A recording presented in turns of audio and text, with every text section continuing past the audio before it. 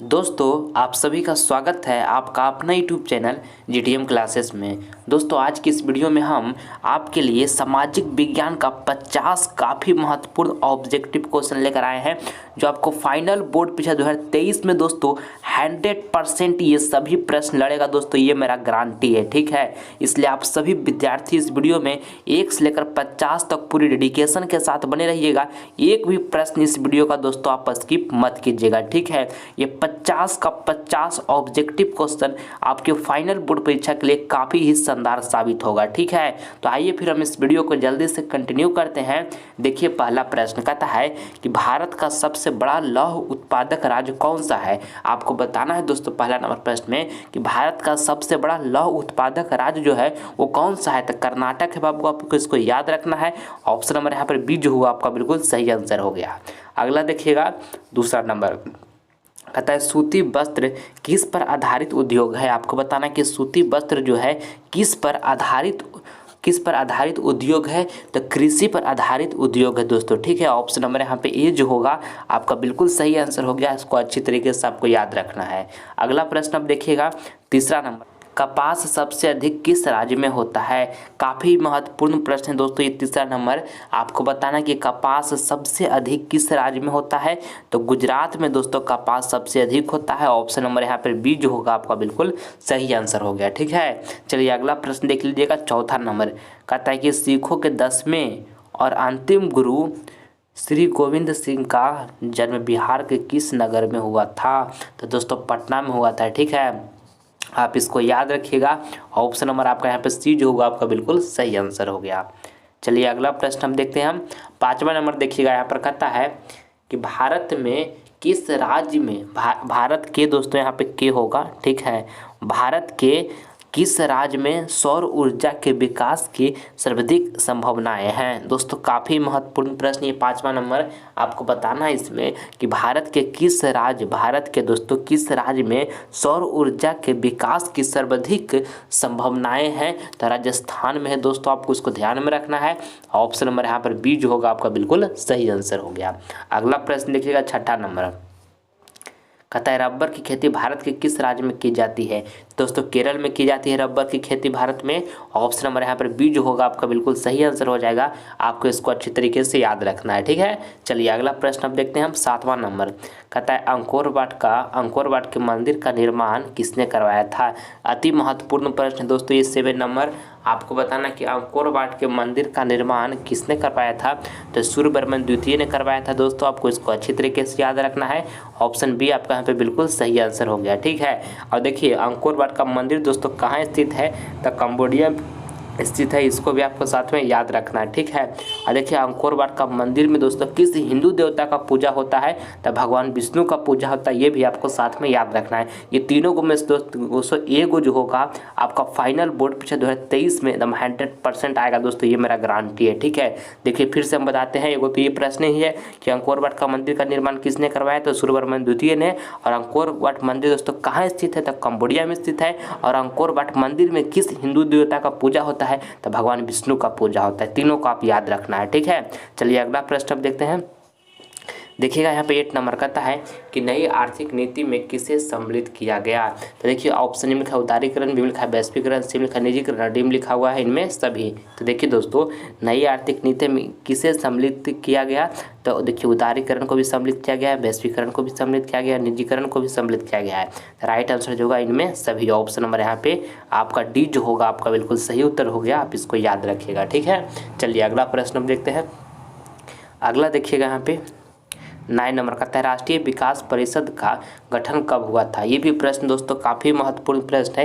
ये 9 नंबर आपको बताना है इसमें कि राष्ट्रीय विकास परिषद का जो गठन हुआ था वो कब हुआ था। तो 1952 में हुआ था। कब हुआ था। 1952 में हुआ था दोस्तों।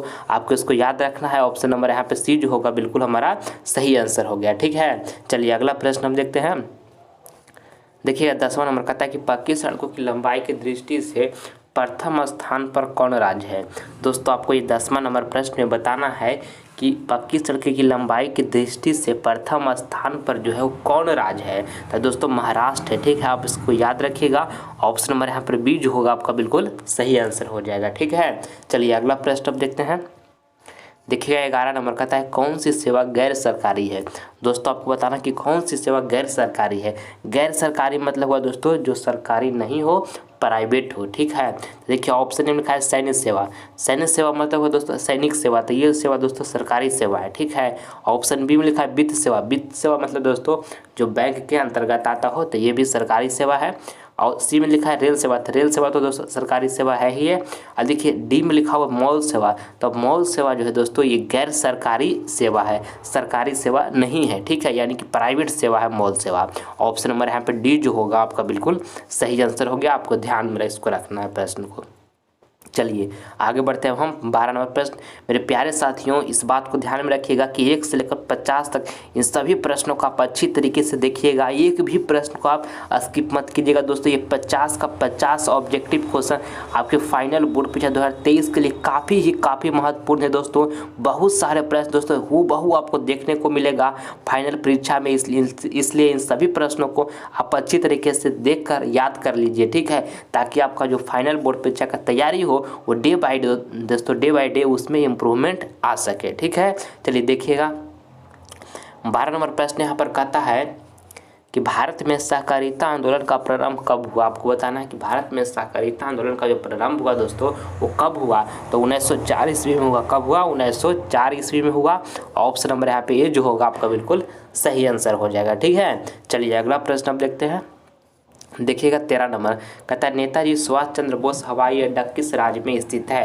काफ़ी महत्वपूर्ण प्रश्न है दोस्तों ये 13 नंबर आपके बोर्ड एग्जाम के लिए। आपको बताना है कि नेताजी सुभाष चंद्र बोस हवाई अड्डा किस राज्य में स्थित है, तो पश्चिम बंगाल में। कहाँ है दोस्तों? पश्चिम बंगाल में है। ऑप्शन नंबर यहाँ पे सी जो होगा आपका बिल्कुल सही उत्तर हो जाएगा। आप इसको अच्छी तरीके से याद रखिएगा, ठीक है। चलिए अगला प्रश्न हम देख लेते हैं। देखिएगा यहाँ पे 14 नंबर प्रश्न कहता है 14 नंबर प्रश्न कि निम्न में से कौन दोस्तों प्राथमिक ऊर्जा का उदाहरण नहीं है। आपको बताना है कि निम्न में से कौन जो है दोस्तों प्राथमिक ऊर्जा का उदाहरण नहीं है। तो देखिए सौर ऊर्जा जो है ना बाबू ये प्राथमिक ऊर्जा का उदाहरण नहीं है।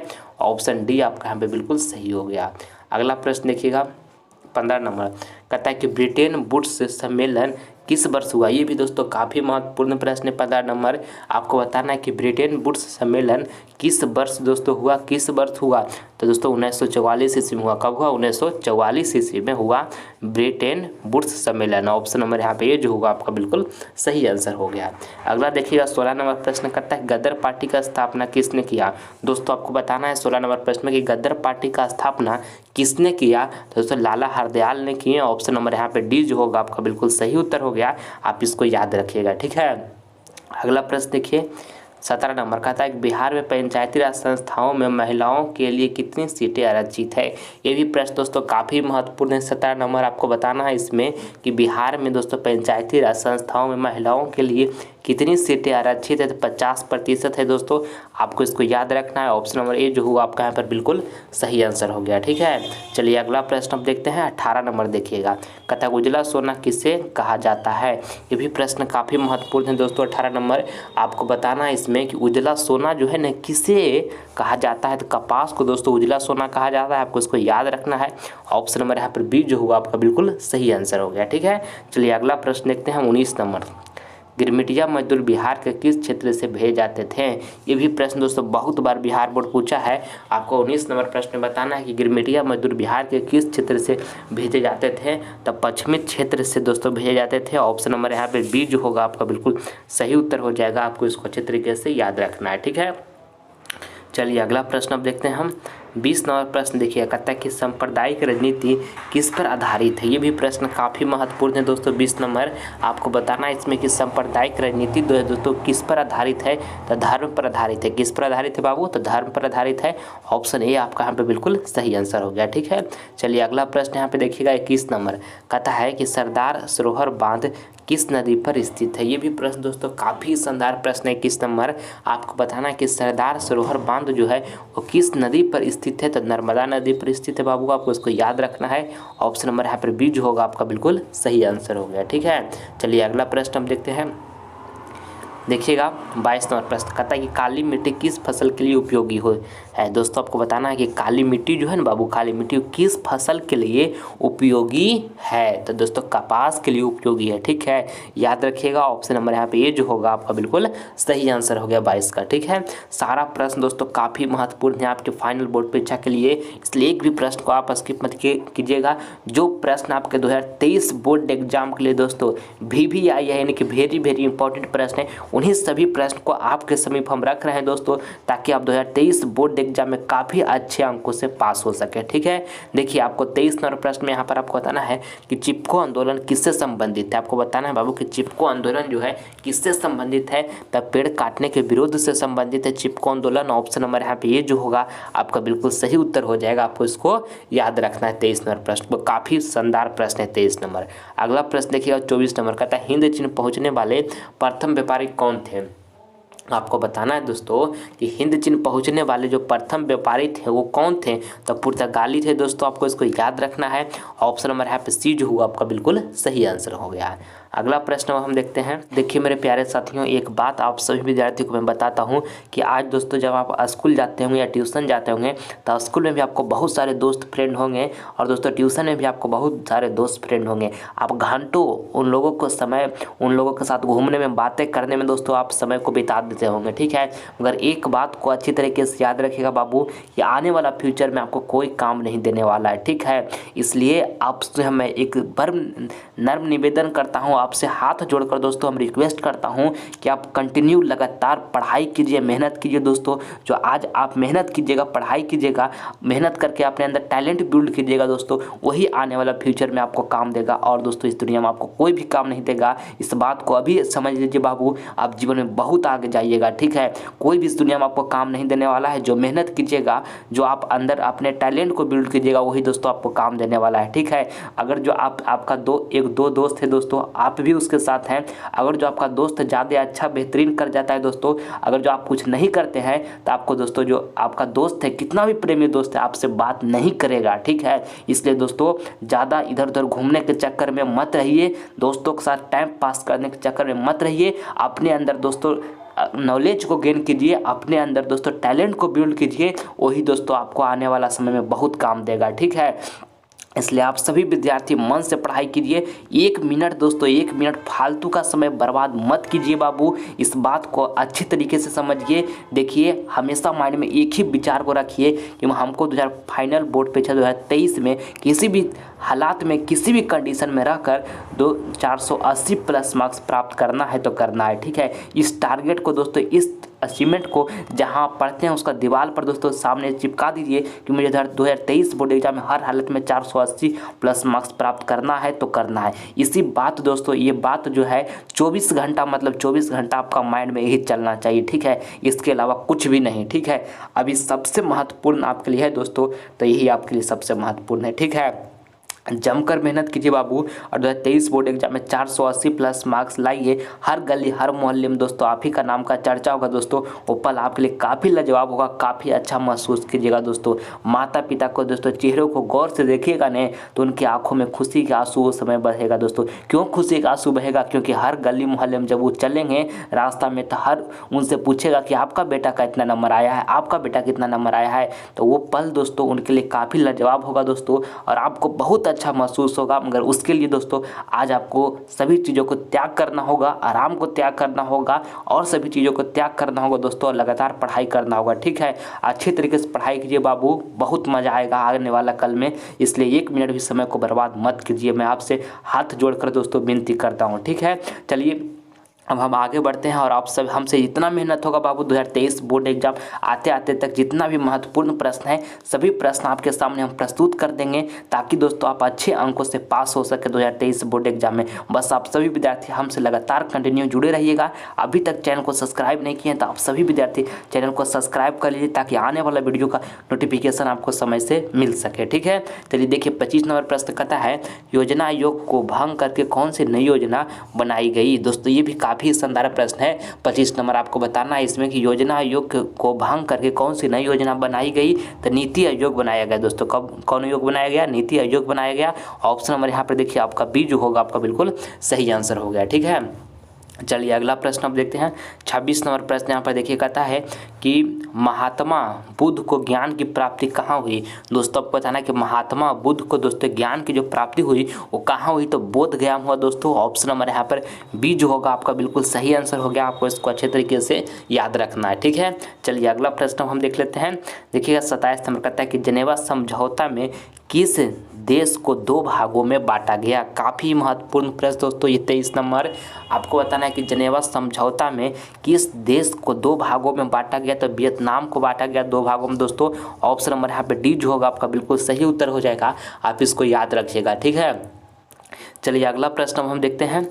देखिएगा यहाँ पे 28 नंबर कहता है कि कान्हा राष्ट्रीय उद्यान कहाँ स्थित है। ये भी प्रश्न 28 नंबर भी प्रश्न काफ़ी महत्वपूर्ण है। आपको बताना है दोस्तों कि कान्हा राष्ट्रीय उद्यान जो है दोस्तों वो कहाँ स्थित है, तो मध्य प्रदेश में है। कहाँ है दोस्तों, मध्य प्रदेश में है। ऑप्शन नंबर आपका यहाँ पे बी जो होगा आपका बिल्कुल सही आंसर हो जाएगा 28 नंबर प्रश्न का, ठीक है। चलिए अगला प्रश्न आप देखते हैं। देखिएगा 29 नंबर कहता है झारखंड के झरिया क्षेत्र में मुख्यतः क्या पाया जाता है। 29 नंबर भी प्रश्न काफ़ी महत्वपूर्ण है दोस्तों। आपको इसमें बताना है कि झारखंड के झरिया क्षेत्र में मुख्यतः क्या पाया जाता है, तो कोयला पाया जाता है दोस्तों। आपको इसको याद रखना है अच्छे तरीके से। ऑप्शन नंबर डी जो होगा आपका बिल्कुल सही आंसर हो जाएगा, ठीक है। और कोयला कितने प्रकार के होते हैं दोस्तों, तो कोयला 4 प्रकार के होता है बाबू, इसको याद रखिएगा। कौन कौन होते हैं, तो एंथ्रासाइट हो गया दोस्तों, बिटुमिनस हो गया, लिग्नाइट हो गया, पिट हो गया। ये 4 प्रकार के दोस्तों कोयला होते हैं, ठीक है। और सबसे उत्तम किस्म का कोयला होता है दोस्तों जो एंथ्रासाइट होता है, और सबसे घटिया किस्म का कोयला जो होता है दोस्तों वो पीट होता है। ये भी आपको साथ में याद रखना है, ठीक है। अगला प्रश्न यहाँ पे देखिएगा 30 नंबर प्रश्न यहाँ पर कहता है कि टिहरी बांध का निर्माण किस प्रदेश में किया गया, तो उत्तराखंड में किया गया बाबू, याद रखिएगा। आपका ऑप्शन ए जो हुआ यहाँ पे आपका बिल्कुल सही आंसर हो गया। अगला देखिएगा 31 नंबर प्रश्न कहता है कि पटना हवाई अड्डा का नाम क्या है। दोस्तों आपको 31 नंबर प्रश्न बताना है कि पटना हवाई अड्डा का नाम जो है क्या है दोस्तों, ठीक है। तो जयप्रकाश नारायण अंतर्राष्ट्रीय हवाई अड्डा नाम है। क्या है, जयप्रकाश नारायण अंतर्राष्ट्रीय हवाई अड्डा नाम है। ऑप्शन नंबर यहाँ पे ये जो हुआ आपका बिल्कुल सही आंसर हो गया। अगला देखिएगा 32 नंबर प्रश्न कहता है कि अंतर्राष्ट्रीय महिला दिवस कब मनाया जाता है। दोस्तों आपको पता है कि अंतर्राष्ट्रीय महिला दिवस जो है कब मनाया जाता है, तो 8 मार्च को दोस्तों अंतर्राष्ट्रीय महिला दिवस मनाया जाता है। ऑप्शन नंबर डी जो हुआ आपका बिल्कुल सही आंसर हो गया। अगला प्रश्न देखिएगा 33 नंबर प्रश्न यहाँ पर कहता है कि लेनिन की मृत्यु कब हुई। दोस्तों वेरी इंपॉर्टेंट प्रश्न दोस्तों ये 33 नंबर आपको बताना है कि लेनिन की मृत्यु जो हुई दोस्तों कब हुई, तो 1924 ईस्वी में दोस्तों लेनिन की मृत्यु हुई। ऑप्शन नंबर यहाँ पे डी जो होगा आपका बिल्कुल सही आंसर हो गया, ठीक है। चलिए अगला प्रश्न हम देखते हैं 34 नंबर कहता है कि प्राचीन काल में किस स्थल मार्ग से एशिया और यूरोप का व्यापार होता था। दोस्तों आपको 34 नंबर प्रश्न में बताना है कि प्राचीन काल में किस स्थल मार्ग से एशिया और यूरोप का व्यापार होता था, तो रेशम मार्ग से होता था। किससे होता था, रेशम मार्ग से होता था। ऑप्शन नंबर यहाँ पे जो बी होगा आपका बिल्कुल सही आंसर हो गया। अगला प्रश्न देख लेते हैं यहाँ पे 35 नंबर कहता है कि श्रीलंका कब आज़ाद हुआ। दोस्तों आपको बताना है कि श्रीलंका जो है कब आज़ाद हुआ, तो 1948 ईस्वी में दोस्तों श्रीलंका आज़ाद हुआ। ऑप्शन नंबर यहाँ पर बी जो होगा आपका बिल्कुल सही आंसर हो जाएगा। और अपना भारत दोस्तों, भारत कब आज़ाद हुआ, तो 1947 ईस्वी में आज़ाद हुआ। आप सभी विद्यार्थी इसको जानते होंगे। अगला प्रश्न यहाँ पे देखिए 36 नंबर कहता है कि महात्मा गांधी ने किस प्रकार पत्र का संपादन किया। ये भी प्रश्न काफ़ी महत्वपूर्ण है दोस्तों। आपको बताना कि महात्मा गांधी ने किस प्रकार पत्र का संपादन किया, तो यंग इंडिया पत्र का दोस्तों संपादन किया। ऑप्शन नंबर यहाँ पे सी जो होगा आपका बिल्कुल सही उत्तर हो जाएगा। आप इसको अच्छे तरीके से याद रखिएगा, ठीक है। चलिए अगला प्रश्न हम देख लेते हैं। देखिएगा 37 नंबर प्रश्न बाबू कहता है 37 नंबर प्रश्न कि दल बदल कानून किन पर लागू होता है। ये भी प्रश्न काफ़ी शानदार है और बहुत बार दोस्तों बिहार बोर्ड इसको पूछा है कि दल बदल कानून जो है किन पर लागू होता है, तो सांसद और विधायकों पर दोस्तों लागू होता है, ठीक है। ऑप्शन नंबर यहाँ पे सी जो होगा आपका बिल्कुल सही उत्तर हो गया, ठीक। चलिए अगला प्रश्न अब देखते हैं हम। यहाँ पे 38 नंबर प्रश्न कहता है कि सोपानी कृषि किस राज्य में प्रचलित है। ये भी प्रश्न दोस्तों काफ़ी महत्वपूर्ण है। 38 नंबर आपको बताना है इस प्रश्न में कि सोपानी कृषि जो है दोस्तों किस राज्य में दोस्तों प्रचलित है, तो उत्तराखंड में प्रचलित है। कहाँ प्रचलित है, उत्तराखंड में प्रचलित है। ऑप्शन नंबर यहाँ पर बी जो होगा आपका बिल्कुल सही आंसर हो जाएगा, ठीक है। चलिए अगला प्रश्न अब देखते हैं। देखिएगा यहाँ पे 39 नंबर प्रश्न कहता है कि WTO दोस्तों यानी कि विश्व व्यापार संगठन की स्थापना किस वर्ष की गई? तो 1995 ईस्वी में किया गया दोस्तों। इसको आपको याद रखना है, काफ़ी महत्वपूर्ण प्रश्न है। WTO, ठीक है, विश्व व्यापार संगठन की स्थापना कब की गई? तो 1995 ईस्वी में किया गया। आप इसको याद रखिएगा। ये प्रश्न दोस्तों आपका सेंटअप परीक्षा में पूछा गया था। देखिए यहाँ पे 40 नंबर प्रश्न कहता है कि हरित क्रांति की प्रमुख उपज क्या है? दोस्तों आपको 40 नंबर प्रश्न बताना है कि हरित क्रांति की जो प्रमुख उपज है दोस्तों क्या है? तो गेहूं है बाबू। आपको इसको अच्छी तरीके से याद रखना है। ऑप्शन नंबर ए जो होगा यहाँ पे बिल्कुल सही आंसर हो गया। ठीक है, और मेरे प्यारे साथियों, आप सभी विद्यार्थी अगर जो अभी तक यूट्यूब चैनल GTM क्लासेस को दोस्तों GTM क्लासेस को सब्सक्राइब नहीं किए हैं तो आप सभी विद्यार्थी इस चैनल को सब्सक्राइब कर लीजिए ताकि आपको लाइव क्लास का नोटिफिकेशन समय से मिल सके। ठीक है, चलिए देखिएगा यहाँ पे 41 नंबर प्रश्न कहता है कि बिहार में संपूर्ण क्रांति का नेतृत्व निम्नलिखित में से किसने किया? तो जयप्रकाश नारायण किए दोस्तों। ये भी प्रश्न लल्लन टॉप है दोस्तों, एकदम 100% ये प्रश्न लड़ेगा। ऑप्शन सी यहाँ पे बिल्कुल सही आंसर हो गया। अगला प्रश्न देखिएगा कि कागज का आविष्कार किस देश में हुआ? दोस्तों ये भी प्रश्न काफ़ी महत्वपूर्ण है। आपको बताना कि कागज़ का दोस्तों आविष्कार जो हुआ किस देश में हुआ? तो चीन में हुआ बाबू। ऑप्शन नंबर यहाँ पे बी जो होगा आपका बिल्कुल सही आंसर हो गया। ठीक है, चलिए अगला प्रश्न अब देखते हैं। यहाँ पे हम देखते हैं 43 नंबर प्रश्न कहता है कि टीपू सुल्तान शासक थे। दोस्तों आपको बताना है ये 43 नंबर प्रश्न में कि टीपू सुल्तान दोस्तों शासक थे तो मैसूर के शासक थे। कहाँ थे? मैसूर के शासक थे। ऑप्शन नंबर यहाँ पे सी जो होगा आपका बिल्कुल सही आंसर हो गया। ठीक है, चलिए अगला प्रश्न हम देखते हैं। 44 नंबर कहता है कि कौन सा संस्थान भारत में मुद्रा जारी करने के लिए अधिकृत है? ये भी प्रश्न काफ़ी शानदार है। कहता है कौन सा संस्थान दोस्तों भारत में मुद्रा जारी करने के लिए अधिकृत है? तो रिजर्व बैंक ऑफ इंडिया। कौन है दोस्तों? रिजर्व बैंक ऑफ इंडिया है। ऑप्शन नंबर यहाँ पे सी जो होगा आपका बिल्कुल सही आंसर हो जाएगा। ठीक है, चलिए अगला प्रश्न हम देखते हैं। अगला देखिएगा यहाँ पे 45 नंबर कहता है जर्मनी के एकीकरण के लिए कौन उत्तरदायी था? ये भी प्रश्न दोस्तों काफ़ी महत्वपूर्ण है। 45 नंबर आपको बताना है इसमें कि जर्मनी के लिए दोस्तों जर्मनी के एकीकरण के लिए कौन उत्तरदायी था दोस्तों? तो बिस्मार्क था बाबू। आपको इसको याद रखना है। ऑप्शन नंबर यहाँ पे बी जो होगा ना आपका बिल्कुल सही आंसर हो गया। चलिए अगला प्रश्न हम देखते हैं। 46 नंबर कहता है कि किस राज्य में मसाला सबसे अधिक होता है? आपको बताना है दोस्तों ये 46 नंबर प्रश्न में कि किस राज्य में मसाला जो है मसाला सबसे दोस्तों अधिक होता है? तो मसाला कहाँ अधिक होता है? तो केरल में होता है बाबू। ठीक है, याद रखिएगा अच्छे तरीके से। ऑप्शन नंबर यहाँ पे ये जो हुआ आपका बिल्कुल सही आंसर हो गया। ठीक है, चलिए अगला प्रश्न हम देखते हैं। अगला देखिएगा यहाँ पे 47 नंबर प्रश्न कहता है कि मानव शरीर में जल की मात्रा होती है। मानव शरीर में दोस्तों जल की जो मात्रा होती है वो कितनी होती है? तो 65% होती है बाबू। याद रखिएगा। ऑप्शन नंबर यहाँ पे सी जो होगा आपका बिल्कुल सही आंसर हो गया। अगला प्रश्न देखिएगा 48 नंबर कहता है वार एंड पीस किसकी रचना है? दोस्तों आपको बताना है कि वार एंड पीस जो है किसकी रचना है? तो टोल्स्टॉय का है दोस्तों। आपको याद रखना है। ऑप्शन नंबर बी जो होगा आपका बिल्कुल सही उत्तर हो गया। अगला प्रश्न यहाँ पे देखिएगा 49 नंबर कहता है कि भारत में कहाँ औरतों के लिए आरक्षण की व्यवस्था है? ये प्रश्न दोस्तों वेरी दोस्तों इंपॉर्टेंट प्रश्न है। VVI है दोस्तों, बहुत बार इसको बिहार बोर्ड पूछा है। 2023 बोर्ड एग्जाम में भी ये प्रश्न छपेगा। आपको बताना है कि भारत में दोस्तों कहाँ औरतों के लिए आरक्षण की व्यवस्था है? तो पंचायती राज संस्थाएं में है दोस्तों। ऑप्शन नंबर यहाँ पे डी जो होगा आपका बिल्कुल सही आंसर हो जाएगा। ठीक है, चलिए अगला प्रश्न हम देखते हैं। 50 नंबर कहता है कि संसार का सबसे लोकप्रिय संसाधन है। दोस्तों आपको बताना है कि संसार का सबसे लोकप्रिय साधन है। संसार का दोस्तों सबसे लोकप्रिय साधन जो है वो मोबाइल है। क्या है दोस्तों? मोबाइल है। ऑप्शन नंबर यहाँ पे डी जो होगा आपका बिल्कुल सही उत्तर हो गया। आप इसको याद रखिएगा। ठीक है, चलिए अगला प्रश्न है बाबू आपका HW का प्रश्न है। ये प्रश्न को आप सभी विद्यार्थियों को हम होमवर्क में दे रहे हैं। इसका जवाब जो है कमेंट बॉक्स में आपको देना है, जो आंसर आपको बिल्कुल सही लगेगा। ठीक है, देखिए प्रश्न में कहता है कि भारत में सबसे अधिक गेहूं कहाँ होता है? पश्चिम बंगाल, उत्तर प्रदेश, बिहार, झारखंड। तो जो ऑप्शन सही लगेगा जवाब आप सभी विद्यार्थी कमेंट बॉक्स में दीजिएगा। आप सभी विद्यार्थी का हम रिप्लाई देंगे। ठीक है, और दोस्तों अगर जो वीडियो पसंद आए तो आप सभी विद्यार्थी इस वीडियो को दिल से लाइक करें और ज़्यादा से ज़्यादा इस वीडियो को अपने फ्रेंड के पास शेयर करें। और अभी तक आप सभी विद्यार्थी GTM क्लासेस परिवार से नहीं जुड़े हैं तो चैनल को फटाफट सब्सक्राइब करके GTM क्लासेस परिवार से जुड़िए, ताकि आने वाला सभी वीडियो जो 2023 बोर्ड एग्जाम के लिए काफ़ी महत्वपूर्ण प्रश्न होगा, उन सभी वीडियो जो आपको सामने हम लाने वाले हैं उसका नोटिफिकेशन सबसे पहले आपको मिल सके। ठीक है, आप सभी विद्यार्थी सब नेक्स्ट वीडियो में मिलेंगे बाबू।